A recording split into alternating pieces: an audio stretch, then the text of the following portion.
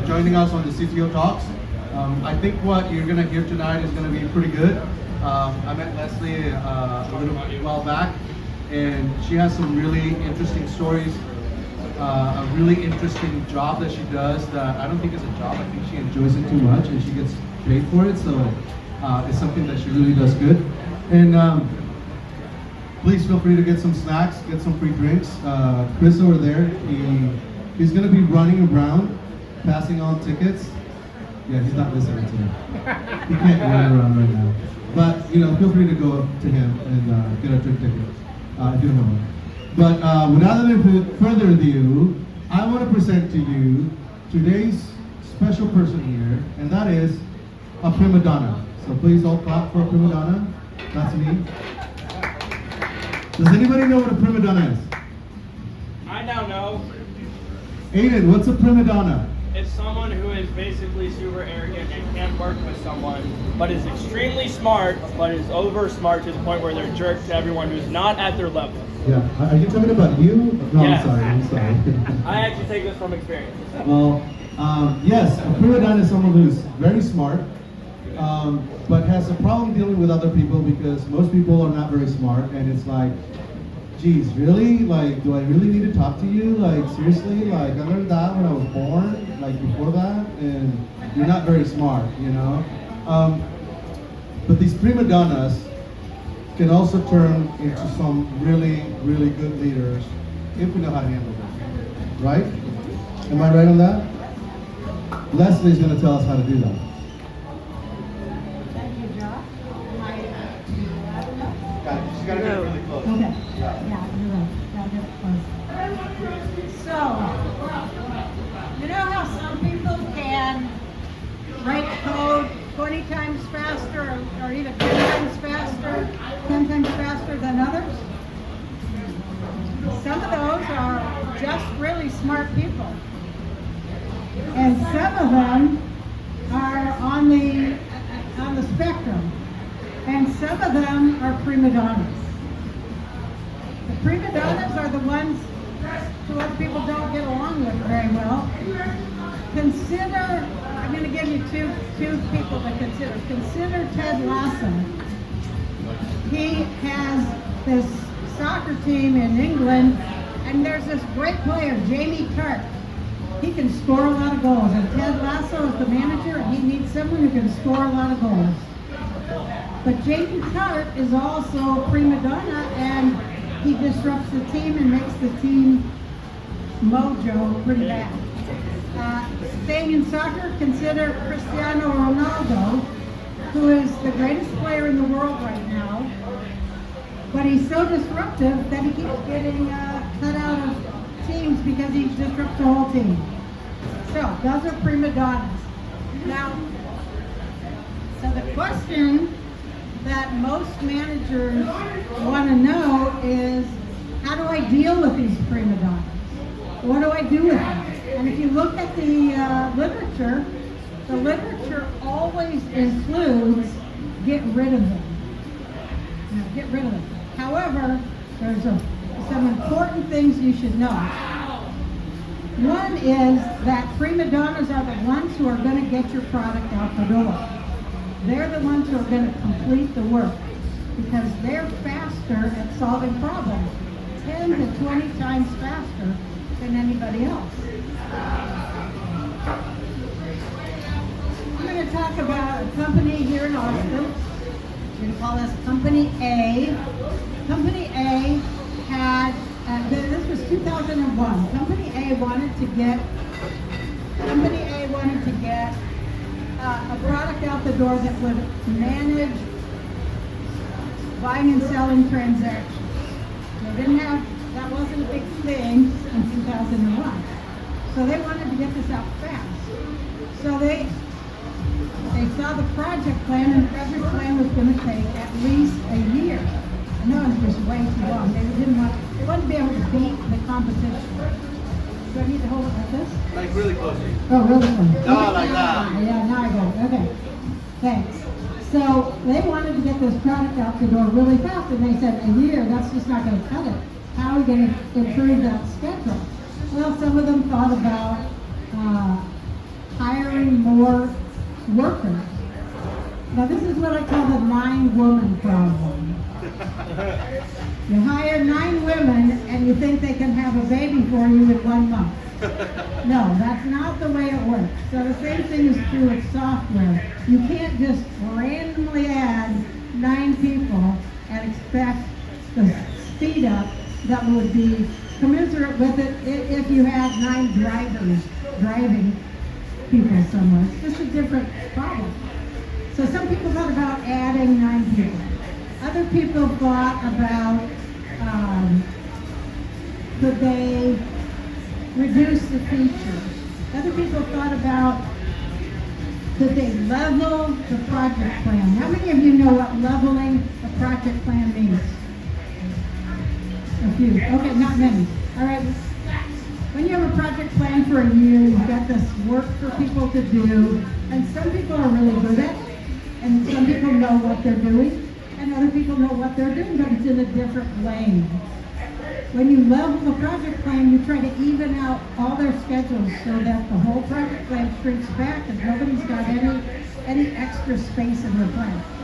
But that means that sometimes the people who don't know this one field or skills are stuck doing somebody else's work where they do know that skill.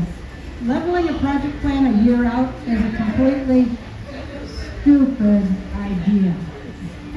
And I knew that, but these executives didn't know that. They didn't know that. I'd worked on a lot of innovative projects and I knew what you could do and what you couldn't do. Leveling the project plan, when they told me that, I just laughed. I said, you gotta be kidding me, that's idiotic. And so there they were kind of stuck. How are we going to make this fast? I'm going to give you a couple statistics. 9 out of 10 startup companies fail.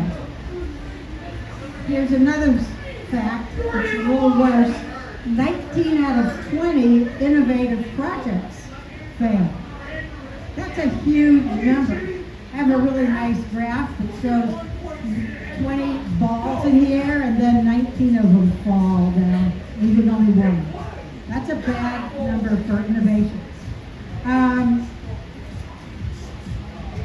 Something else that I read when I was early in my career was that if you could hire just these people who were 20 times faster than the others, you could get your projects out the door. There would be no schedule problems at all because these people are so smart, they can get them right out the door.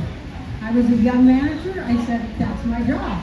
I hire the smart people, get them to work with me, and get products out the door, and that's what I did. Let me tell you about Company B now. Company B had been started by a local entrepreneur. He had built the first variation of his product, which is a database project. He built the first one all by himself. Now his company's been acquired for $30 million. He's very happy about that. He still thinks, he's a bit of a prima donna, still thinks he knows how long everything should take because it would take him that long to do it. So he decided that he wanted to speed up the delivery of this big project that was very important to the parent company that had acquired him. He gave the developers a schedule for delivering in December when he knew he didn't need it until June. So he thinks this will cause them to work harder. Here's what happened. They all said, and they're smart, they all said, this project plan is impossible. We can't do this. And he said, no, you can do it, just work harder. They worked hard, they worked hard, they worked hard, they worked nights and weekends, they worked really hard. But the whole time they were working really hard, they were gradually losing morale and losing, they were just so disgusted and they kept saying, we can't do this by us. What he could have done was consulted with 2 of his really, really star performers. One of them was a prima donna, the other was just a genius, not a prima donna, a nice guy. Was that like you, Josh, or were you a prima donna? Although that prima donna was also a chess grandmaster, so he's smart. he needed a little prodding, you know. Anyway, the leader did not do that. He just consistently said that you got to do this fast. Well, the days came and went,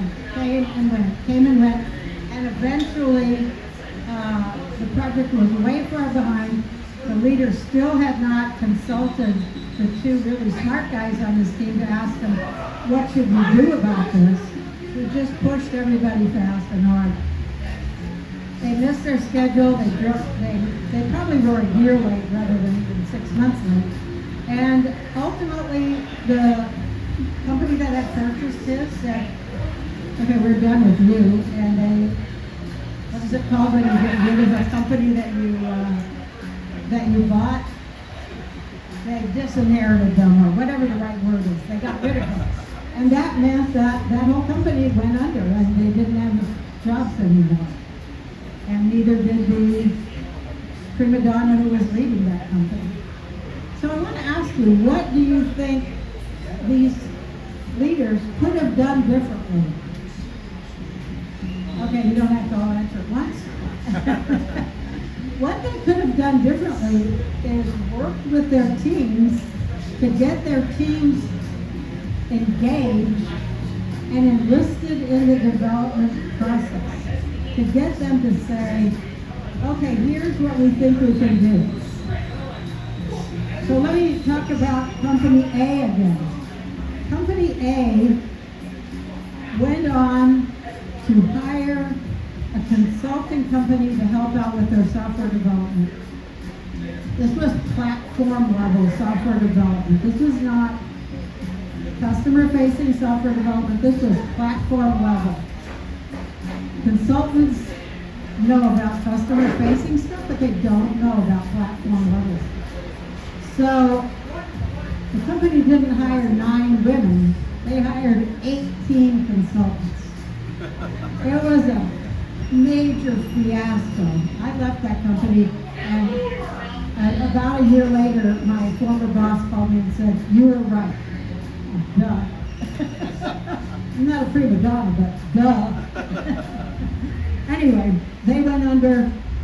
They were a publicly traded company, and now they shut their doors. So one of the things that the leaders in both of these instances could have done to make their work better is engaged and enlisted their star performers and all the rest of their performers, all the rest of their team. So a quick third example, there's a woman who was leading a team. She had one complete mess of a prima donna. This guy kicked desks. This guy yelled at everybody, made the other software developers cry. Nobody wanted to work with him. He would call you stupid if you asked him the same question 2 days in a row because you didn't really understand it the first day. He'd say, don't ask me any more questions, you're just too stupid. I mean, that was the kind of stuff. And this woman had to deal with him. So she had a great team, but this one guy was some complete disruptive prima donna. But she knew that he had the skill to actually make their project really go on. So she had a 2-pronged approach. One, she figured she had to work with the prima donna to get him engaged in the project so that he would feel listened to and be able to participate and be part of it. 2, she had to engage and enlist the rest of the people on the project. And to make it quick, both prongs of her strategy worked. That was the happiest team. Everybody on that team said that was the best project they ever worked on. And the product came out the door on time. Everybody was proud. Byte magazine, for those of you who are old enough to remember Byte magazine, said it was the company's hidden gem. It was that important. So, I want to tell you what the difference is between the leaders, the ones who tried to make up their own plans, like hire 18 consultants who are just going to ruin your schedule, or 2, try to make people work so fast that they completely burn out. And the third one, the woman who figured out she had to engage everybody and get them all on board with the project. So I have cleverly, so very cleverly,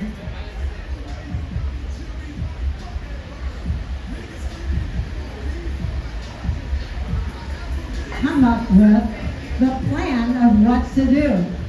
And the plan, you needed a beautiful plan, right? I can write compilers and I can write beautiful plans. So here's the plan. When you're talking to someone, be present. So like when I'm talking to Max, I'm looking at Max. I shake Max's hand. I'm looking at Max. Usually I don't have this microphone in my mouth, but I'm paying attention to him. I'm noticing what he cares about. I'm making eye contact. I'm really present for him. Yeah. That's about being present. That's a key tenet of improv comedy. Be present. Be there. Don't be off looking at your devices. Oh, Max, nice to meet you. Hang on a second. Or, Max, I have a question for you, but just a minute. Let me take this call. That's not being present. That's being missing in action. So then I might want to talk to Ed. So, rule number 2, listen. So Ed starts telling me what he cares about. He's really worried about this project schedule. So Ed, what do you care about?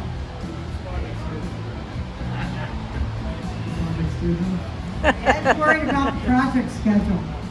So I say, all right, I want you to tell me about it. I don't just say, okay, project schedule. You know, I ask him what he cares about. Where are his concerns? Is it there's not enough room left for testing?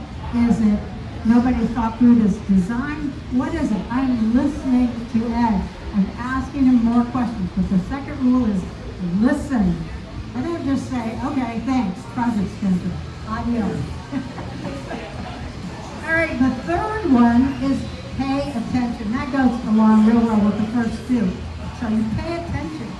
So I'm talking to, say your name again for me? Vivaldi. And Vivaldi wants to tell me about something, but I keep seeing this vice president over behind her. I keep looking over her. I'm not really paying attention to Vivaldi. And how does that make you feel? Unseen. That's right. It makes you feel unseen. How many of you have ever felt unseen or unheard, and it makes you feel like crap? And it makes you not want to work at that company anymore? Yeah. Yeah, I know. As a woman in tech, I know. I've been in rooms where people walked in front of me, then started having a conversation with the other person, and I was trapped because there was no way for me to get out. And they just carried on for 45 minutes as if I were a piece of dust on the floor. Really unseen, really unheard, really pissed me off.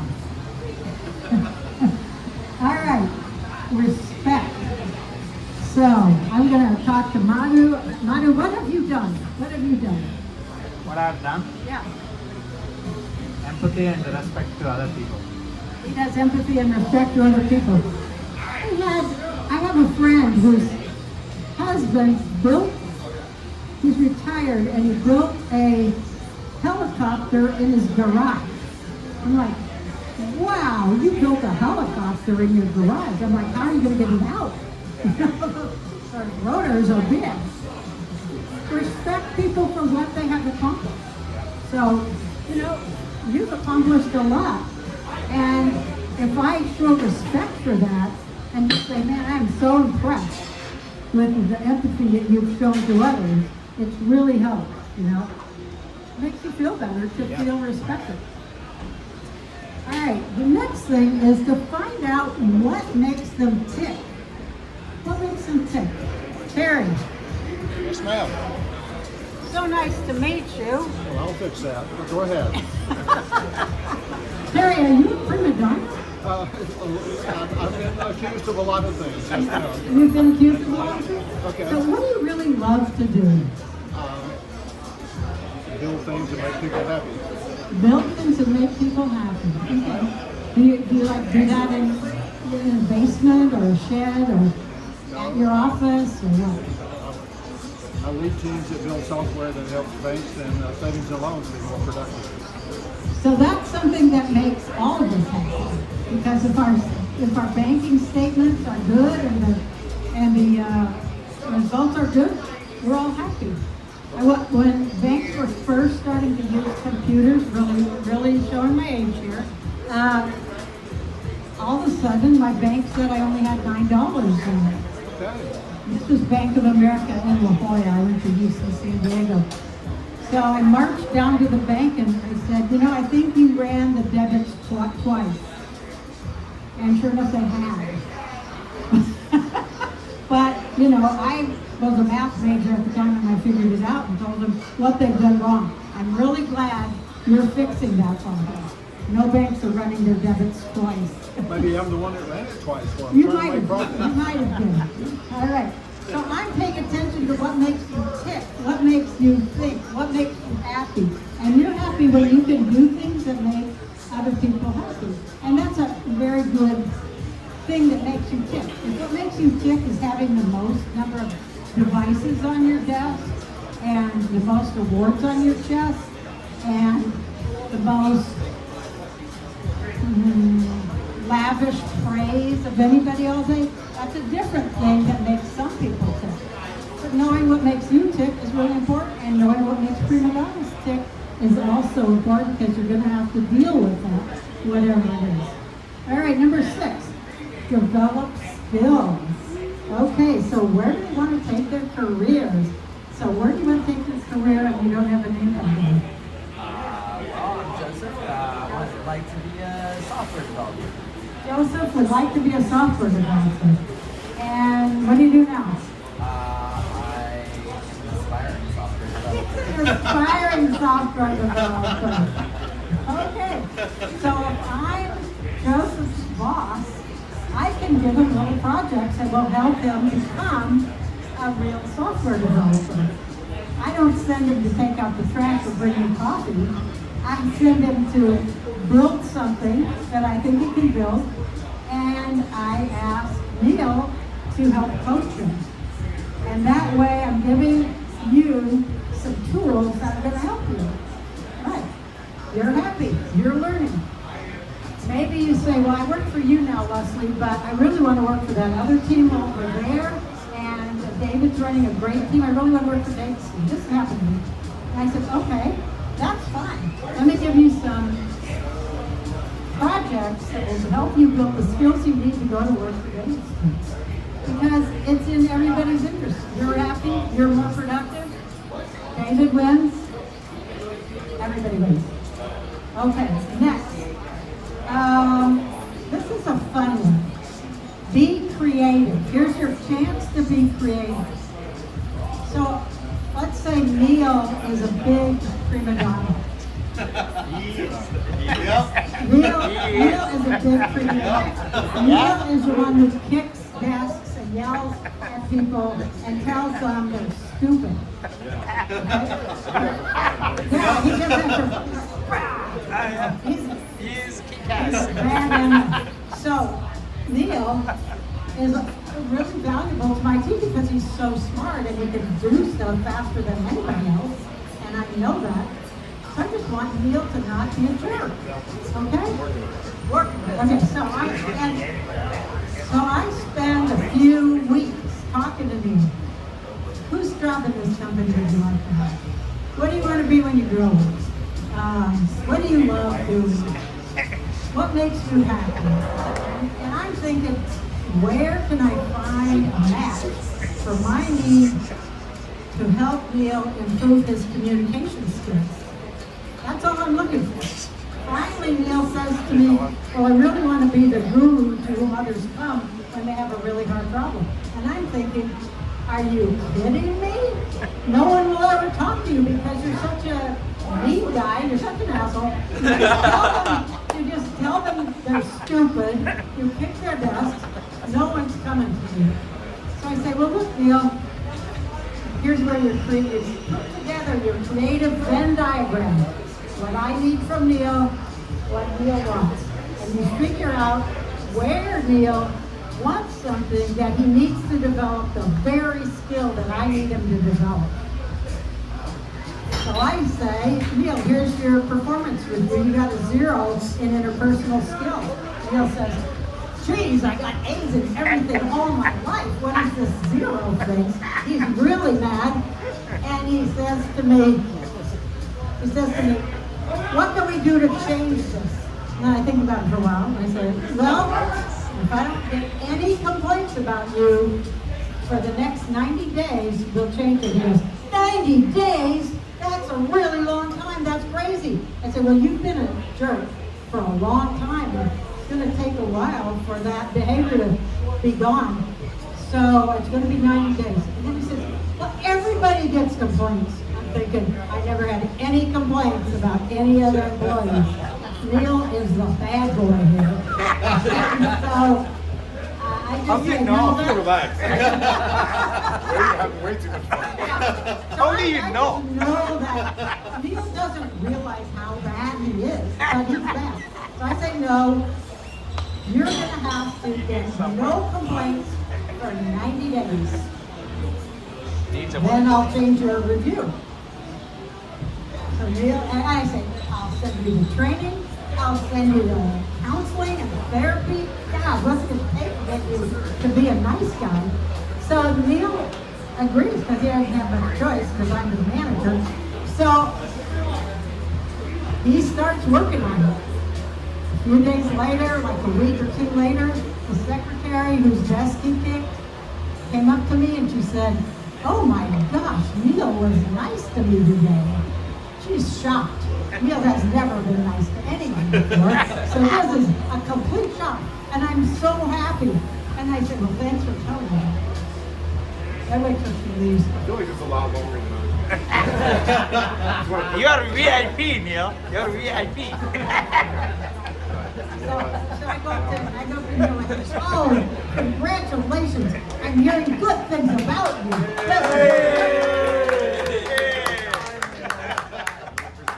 This goes on. Other people tell me that Neil was nice to her. And it goes on for 90 days. And then 90 days comes, I say, okay, let's review your Performance review. And thank you, Cal. And so we change his performance review. He's happy. And I gotta say, Neil was so happy. And in about a year, he got married and had 2 kids. And I'm like, wow, this is such a major that's a lot. That's a lot. I feel like he goes through it. Did he give me the clues? Yeah, I think so. Ah, okay. We got a lot of information tonight. All right. So that's enough about Neil, but that works. You find, this is a creative thing for you. You find what they want to do. He wants to be the guru to him understand. Something that gives you the opportunity to find the overlap on the Venn diagram of what you need him to do. He wants people to come to him. Hey, I'd like him to be a nicer guy and people will come to him. That's a creative opportunity for you guys. It's fun too. He likes to be creative. All right, next, Luke. Hi, Luke. Hi, I'm Leslie. I'm going to my team straight. He's a prima donna. Okay, Luke, we got some interesting projects coming up. You want to sit down and we'll chat about them? Yes. All right. I'm going to talk to Luke. Luke's so smart. He can be a jerk, but he's so smart. Sorry. This is all you. Just waiting, I don't know. So Luke sits down with me and I tell him, well, we got this one project coming up. What do you think about the plans for this features? What do you think about that? And Luke says, what do you think? And then I say, well, do you have any other advice for me? It's simple. We just talk. We talk. And they say, Isaac, you know, what projects do you love? I guess I scared those guys out. Oh my God. Anyway, Isaac tells me that he really loves working on compilers. I think he doesn't know what they are. But Isaac tells me he loves working on compilers. Well, when I see an opportunity for someone to work on a compiler, I'm going to say, Isaac, you want to work on this compiler? This is called matching. You match what they love to Am I too close? what project Am I too you're close? giving them. Rafaela, last one. I'm going to find projects that Rafaela can be really, really proud of. And for this, we have a nice picture of a rooster crowing. So proud of the work he's done. And that's the last thing on the how to manage your prima donnas. And let me add something. It's how to manage all your employees, not just your prima donnas. So, I've got more to tell you, but before I'm done, I'll be quick. If you appreciated this, I would like you to